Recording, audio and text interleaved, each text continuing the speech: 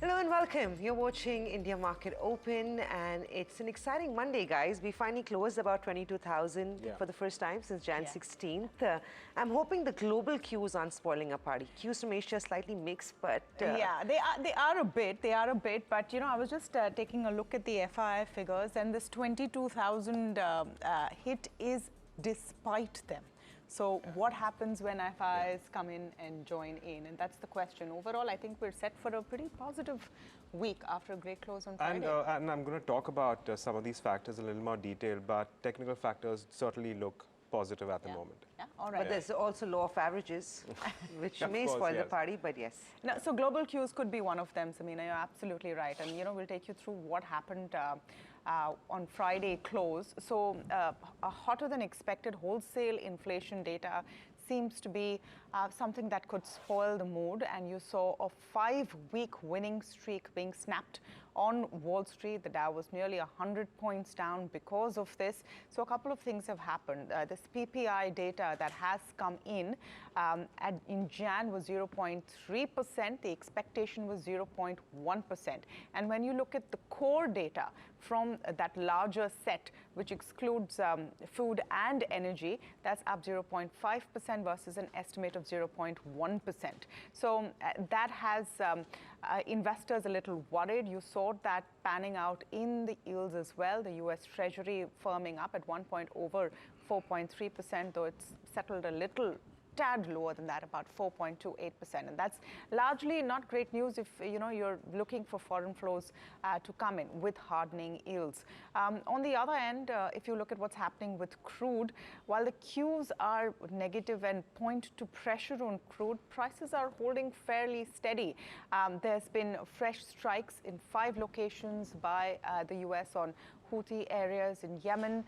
You've had Israel escalating in Lebanon. So all of that is there in the background, but crude prices have been inching up slowly overall. You've not seen a big shoot up. Asia, let's just take a look at how Asia is doing. And remember, China starts trade after about a week's holiday for the lunar year. And yeah, Asia is largely mixed. Shanghai slightly up in the red. So mixed cues there coming in as far as global is concerned. But I was talking about flows and the kind of flows that we have been seeing. And this is clearly a market which is being pushed by domestic investors. While on Friday you had some buying from FPIs, but if you pull up the figures for the month of Feb, FPIs have largely been sellers, and in the range of about 13,000 crores odd in the month of Feb so far, while DIIs have been buying about 18,000 crore rupees in the month of Feb. So it is the domestic investors coming in. The question is, will foreign investors also come in? What are the next cues now that result season is over? And that really is the question, isn't it, Agam? Does it all move to pre-poll action now, or will we see sort of another range-bound week? No, it's going to be quiet when it comes to, well, of course, earnings are behind us, but it does seem like there's some consolidation on the cards. But Friday was the first time since about, well, 3 or 4 days before that, where we saw about, the Nifty move about 22,000. But it was also the 5th time since 15th of January that it, in fact, tried and test the 22,000 mark. The real question now is whether or not it manages to sustain about 22,000. And if it does, of course, a lot of things will change. Perhaps you will start seeing a lot more people, well, put on bullish positions at this point in time. And it is the same for the Bank Nifty, by the way, because for the Bank Nifty, while it is nowhere close to its, well, life highs, it is about 46,000, which has been a little bit of a pivot off late over the last few weeks. And once again, Bank Nifty's sustaining above that mark of 46,000 is going to be important. That is when perhaps, a lot of these traders will change their positions. We also have to remember that HDFC Bank has a tremendous weighing on the Bank Nifty, and that's largely one of the reasons why we have seen so much weakness. In terms of the other technical factors, coming down to the Nifty specifically, at the moment, what has been very interesting is that their maximum open interest in puts has moved from 21,700 to 22,000. which means that we are likely to see at least some amount of support as far as the Nifty is concerned around the mark where it is. And, you know, I won't be too surprised if a lot of traders, in fact, go ahead and already initiate long positions, keeping 22,000 or perhaps 21,900 as a little bit of, you know, a support, because we have clearly the risk reward which will be in favor of the longs at the moment. And on the higher end, remember, it's all the way up to 22,600 where we are seeing max OI coming through. So we'll be watching out for that. In terms of several other factors, your index futures coming in at around 38% for FPIs net longs. That is nowhere close to being hot. And as far as your Nifty put call ratio is concerned, that also stands at around 1.22. Once again, it's nowhere close to you know, overheating as far as those indicators go. So at the moment, it does seem like the environment, at least the technical parameters are indicating positive stance. You know, the feel is much better at the moment. It is, but a couple of things I think fundamental investors now, Agam, will want to keep in mind is the fact that crude trades at 11-month high. Yeah. So it's again going back into territories of $83 a barrel, which is what we've not seen for a very long time. Yeah. Apart from that, okay, of course, global cues are going to be missing from the US because the US is shut today on back of President's Day. But it'd be important to see why, I mean, of course, it was hotter than expected inflation. The reason for the correction is what the markets may be slightly disappointed about. But those are things that could fundamentally play out negatively for us in the medium term. More importantly, today, I think I do have a feeling that it could be a positive start and some sort of consolidation in the second half, largely because it's law of averages, right? You've had 3 strong days of trade. You've had higher highs being made by the Nifty consecutively. Bang Nifty also closed very close to its previous highs. So lots of positive triggers like Agam mentioned, but it could just simply be bulls taking some profit off the table that cannot be ruled out this morning. That is on the broader market front. Talking about stocks, once again, lots of stocks and sectors will be in focus. We'll highlight a few for you and then talk about the sectors that participated, stocks that actually moved out really well. And talking about that, insurance had a pretty solid catch-up on Friday's trade. It was a catch-up rally. You had stocks from mid-cap pharma that really did quite well. Those could be in focus this morning. Aviation could come back in focus again. IT may continue to look good. So fortunately, the stock-specific action in sectors that actually did pretty well on Friday itself. So follow-up buying cannot be ruled out this morning. But take you through what's happening. Some of these counters were already in the news on Friday, but will continue to remain in focus this morning as the news pipeline built up on the weekend. SpiceJet is one such counter. They, along with BusyBee, have submitted a bid to acquire Crisis Head Go First Airline. They do believe synergies between the two carriers could lead to improved cost management and revenue growth. Remember, SpiceJet currently itself is underway fixing its own house. They've recently raised the first tranche of capital infusion to the tune of 744 crores. They're also in the process of raising additional 1,000 crores. They also did have an approval in place from your shareholders for a 2,500 crore via fundraising via QIP. Now, all this could be in the works, and hence the management has got approvals for these very aggressive fundraising plans for SpiceJet. Well, so watch out for this one. It's going to be another big mover in today's day of trade. Dr. Reddy's and Novartis. Now, this is definitely worth a mention. Remember, in Feb 2022, Novartis had transferred some of its businesses to Dr. Reddy's, including its exclusive sales and distribution agreement. What we have heard over the weekend is that Novartis AG, which is a Swiss-based company, is looking to offload its nearly 71% stake in its Indian arm. And Dr. Reddy's is the front runner for this. Of course, we did write to Dr. Reddy's. They couldn't confirm that or deny that, and that's important to note. Novartis India's top line as of last quarter stood close to 380 crores, and their market cap is about 2,556 crores. Dr. Reddy's, remember, is sitting on a very heavy cash balance, so a lot of this expansion and acquisition will be funded by cash accruals or internal accruals on that note. So both these counters to watch out for in trade. Along with that, smaller but always a mover, it's Balrampur Chini. They've announced that they are going to manufacture polylactic acid, which is used in the manufacturing of bioplastics. Management believes that this is going to be the next leg of growth on back of very strong demand from the industry.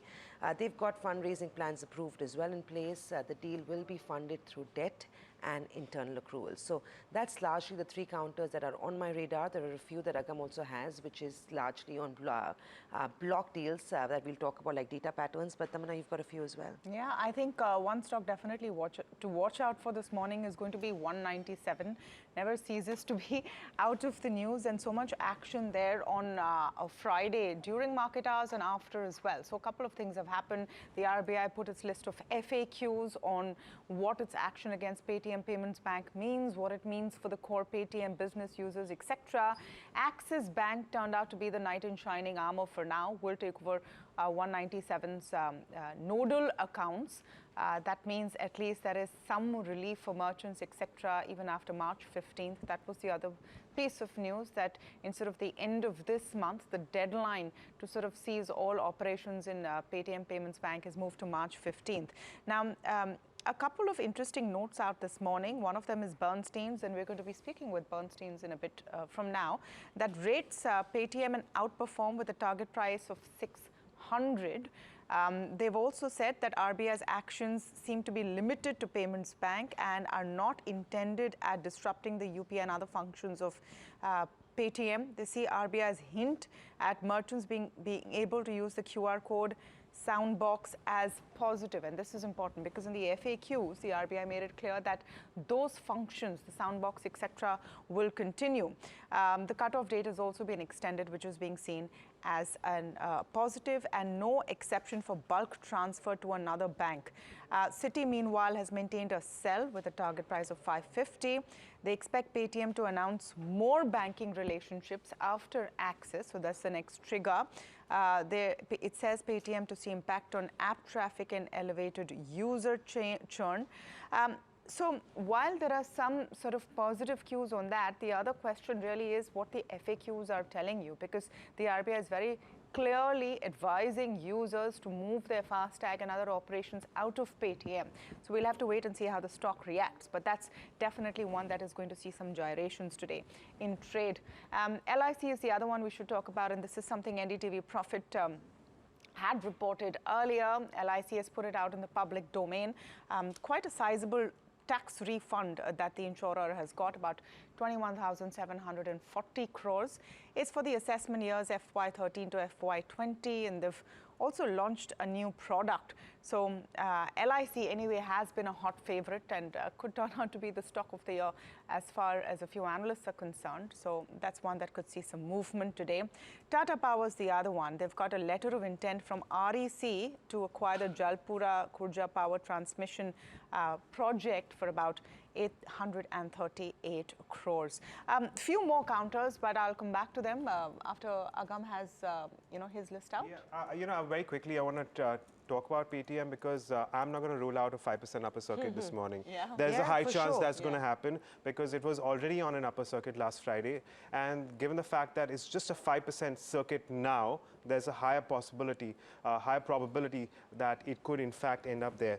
That said, a couple of more counters in focus. We are also keeping an eye on something like data patterns. Now, we've had some, change of hands there. At least the private equity player Florentry has sold a little over 10% stake in data patterns, and interestingly we have a bunch of other institutions who have bought into it. So government of Singapore has bought about 5.6% in the company. Mirae AMC has bought up nearly 2%, and Kotak Mahindra Mutual Fund has also bought nearly 1%. Along with them, an individual, Matthew Syriac, has also bought about 1.2% stake. And I believe, if I'm not mistaken, and this is something I need to ascertain, that Matthew Syriac is also associated with Florentry. Of course, that said, we are also keeping an eye on M&M, and that's at a life high, of course. Its futures were down across all series, open interest, that is, by as much as 7%. 1%. It doesn't necessarily mean that shorts were covered, because naturally we've seen a super up move as far as M&M is concerned. But do remember, at the moment, as far as M&M goes, its base now shifts to around 1750, because that used to be a little bit of a resistance of sorts, and it had been before we started seeing that sharp up move there. So we'll be watching out for M&M as well in today's day of trade. In fact, quite a few other stocks that we need to talk about, and M&M is something, Samina, I know you're going to, come to in detail with Tushar and editor's cut. But before that, just a couple of more counters, because so much news over the weekend, and Quess is one we should address very quickly. So Quess Corp is going to demerge into 3 separate listed firms. These will be Quess Corp, Digitide Solutions, and Blue Spring. And there will be separate verticals, really, which will be seeing an unlocking of value. At least that's what the company says. So they will be handling workforce management via Quess, business process management, InsurTech and HR outsourcing versus Digitide, and facility management, industrial services and investments through Blue Spring. So Quess could have some interesting move there. NTPC Nalco is the other one. They've inked an agreement. NTPC has actually inked an agreement with Nalco to supply 1,200 megawatts of power for Nalco's Odisha ops. And a whole smattering of stocks, really, with some news. Yeah, in fact, talking about Quess Corp, and this is very interesting because they are splitting it 3 ways. But if you look at the market cap of Quess Corp, it's 7,000 crores. So it's going to go into becoming a micro cap in every sense if you split this 3 ways, right? But another quick mention, CRISIL reported earnings. I'm just doing a little bit of justice to the end of the earnings season. Good set of numbers. They've reported a 16% growth on top line. Margins also look pretty good. Quarter on quarter also they've done quite well. Remember, it's a mid-cap name, so it will be again in focus this morning. You could see a movement on the upside on CRISIL as it would be, reacting to a solid set of numbers for themselves.